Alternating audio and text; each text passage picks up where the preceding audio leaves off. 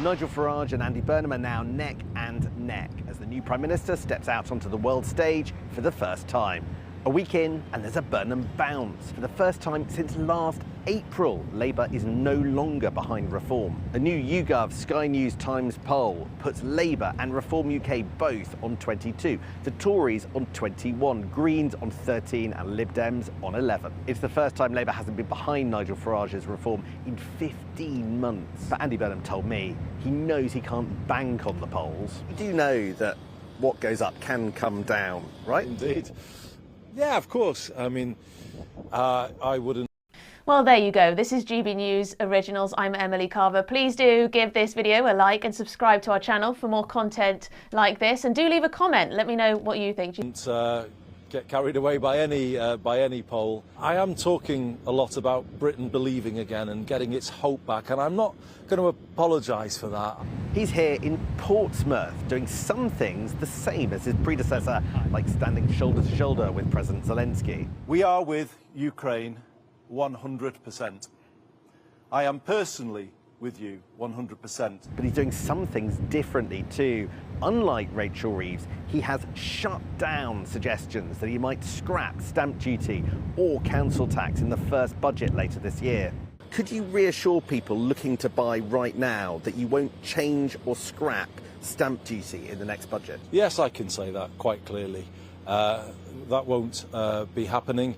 And on the side of a political honeymoon, calling for cross-party talks. Andy Burnham not letting differences on tax with the Tories scupper hopes for social care reform. Credit to the leaders of the two main parties, Kemi Badenoch and Ed Davey, both of whom have reached out over the weekend to say they're prepared to engage in talks. I think, it's one thing to say that and, another to actually then mean it and try and find common ground. But let's try. On the world stage, praise from a global figure rises in the polls, enjoying the moment while it lasts. The latest YouGov poll indicates that the Burnham bounce is starting to drop as Reform UK has reclaimed its lead over Labour.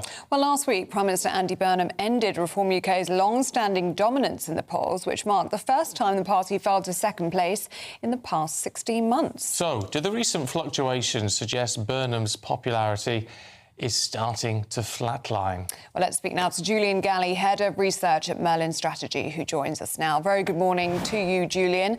It looks like this Burnham bounce has been very brief.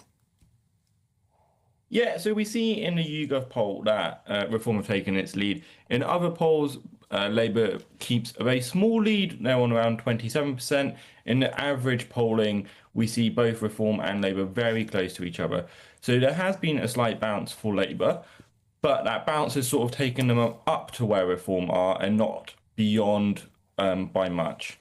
So where does this leave really the three main parties in terms of strategy? Because if there was, everyone's calling for an election pretty much, apart from the Tories. And if there was one today, what are we looking at? A hung parliament? Yeah, so it's quite difficult to tell, but what the Labour strategy would be is actually quite similar to 2024, where their vote share might not be incredibly high, but what they will be looking for is an efficient vote spread across the country. So if, for example, in London, their vote share isn't as high as it has been in previous years, under the Corbyn years, for example, because the Greens are picking up votes and they've gone from winning sort of 70% in, the sort of Islingtons, North Londons, places like Keir Starmer's constituency, and they've gone from winning 70% to maybe 45, 50%, they'll still win the seat. But if that means they lose votes in London but win more votes elsewhere in marginal seats, whereas the right is split between Reform and Labour, between Reform and the Conservatives, sorry, I should say, Labour would fancy their chances at sort of winning with a split right where they get more seats under a low vote share. Well, there has been talk this week, hasn't there, about a Reform Restore Pact. What difference would that make to Reform's lead? Yeah, so we see across different polls, some pollsters prompt for Reform, some do not. But we see that Restore maybe on between 2 to 4% of the vote share. So it could have an impact on Reform, especially in very marginal seats. But overall, what the bigger problem is that Reform are on 24-25%, Conservatives on about 20%. And we see that the Conservative ceiling is perhaps not as high as the Reform ceiling, but the Conservative floor is actually a lot higher than people first predicted maybe a couple of years ago. So it's very unlikely that the Conservatives will drop down enough to have a clear pathway for reform in a lot of seats. See, what's interesting with this is, and why I guess it's difficult for pollsters, is that there's a big difference between what people say in a poll to what they finally plump for when they're stood at the ballot box. Can you factor that in any way, shape, or form? Yeah, so we have different methods to see what maybe people might be considering on a scale of 1 to 10, how certain they are to vote a certain way, how certain they are to vote at all, because a lot of people might say that they're going to vote for one party, but then on the day they just can't really be bothered and they stay at home. So we have different methods to factor all of that in. And one of the big ones is tactical voting. So we've seen in Manchester, in Makerfield, the Manchester mayoral election, that the Conservative vote has actually dropped down quite a bit. And that's partly because a lot of Conservatives are voting with Reform against Labour, but also we've seen quite a few Conservatives voting against Reform and supporting Labour because they would prefer a Labour government or a Labour mayor, a Labour MP to a Reform MP. And that's quite a big issue for Reform, and it's a big issue in terms of determining where the next election will go. OK, Julian Galley, really good to get your analysis this morning. Thank you. A wobble at the top. Andy Burnham's approval takes a hit just weeks into the job, and the numbers tell a story Westminster doesn't want you to see. Right, settle in, because this one is juicy. Fresh polling has landed, and it is not kind to the man now sitting behind the big black door. Andy Burnham's personal approval rating has taken a noticeable knock, and if you have been following this channel, you know that in politics, a dip like this rarely comes alone. There is always a reason. There is always a story underneath the story. And that, friends, is exactly why you are here. And exactly why, if you have not already, you need to hit that subscribe button right now. This is Britain Underneath, and we do not do surface-level headlines. We dig past the spin, past the press releases, and we show you what is really going on.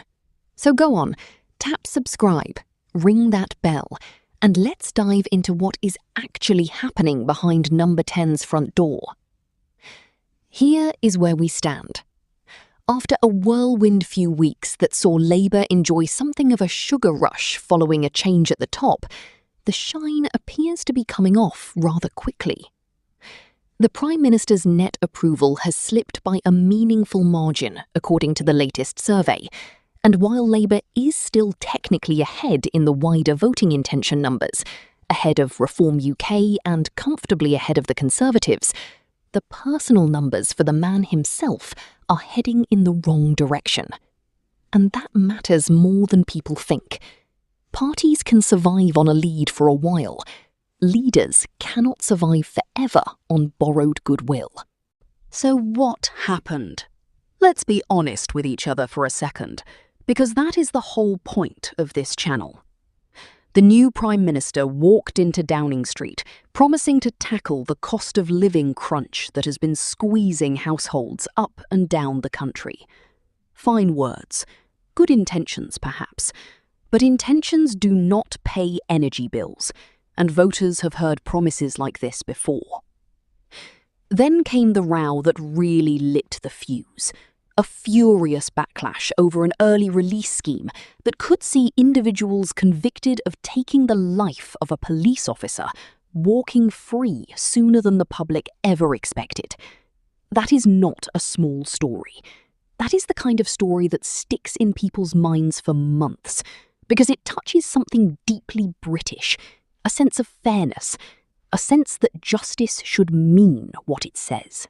And if that was not enough, the small boats crisis has reared its head again, with crossings climbing sharply as the weather turned favourable. Every time this issue resurfaces, it becomes a referendum on competence, on control, on whether anyone in Westminster is actually steering the ship. Before we go further, take a breath. This is a lot to process, and that is exactly why staying informed matters. Because these are not abstract numbers on a graph. These are decisions shaping the country you live in. If you want more of this straight-talking, no-nonsense breakdown of British politics, you know what to do. Hit subscribe to Britain Underneath, because we are not going anywhere, and neither should you. Then, almost as if to seal the mood, the Prime Minister was pictured jetting off on holiday, barely weeks into the role. Now, everyone deserves rest, even Prime Ministers. But optics in politics are brutal and unforgiving, and heading off on a break while the small boats debate rages and a sentencing row dominates the front pages is the sort of timing that makes even loyal supporters wince. It is not a crime to take a holiday, it is simply bad timing, and bad timing has a habit of showing up in the polls. Now, here is the twist. And this is where it gets interesting. Despite the personal dip, Labour as a party has actually been climbing, edging past Reform UK in the wider polling since the leadership change. So we have this strange split screen. A party on the rise, a leader losing a little shine. That tension between the brand and the man fronting it is one of the most fascinating dynamics in British politics right now, and it rarely resolves quietly. Something usually gives. The Prime Minister is set to press on regardless, continuing a tour around the country focused on issues he says have been ignored by Westminster for far too long, from rough sleeping to fly tipping and environmental neglect. Whether that tour repairs the damage or simply becomes background noise to the bigger political drama unfolding in the papers, we will be watching closely, and we will bring it to you honestly, without the spin. Look, politics moves fast in this country, faster than most people have time to follow properly, and that is exactly the gap this channel exists to fill. We are not here to shout at you or tell you what to think. We are here to show you what is underneath, the numbers, the timing, the pressure points that decide who stays in power and who gets shown the door. So if today's breakdown gave you something to think about, do not let it end here. Subscribe to Britain Underneath, turn on notifications, and come back. Because this story is only just getting started, and there is always more beneath the surface.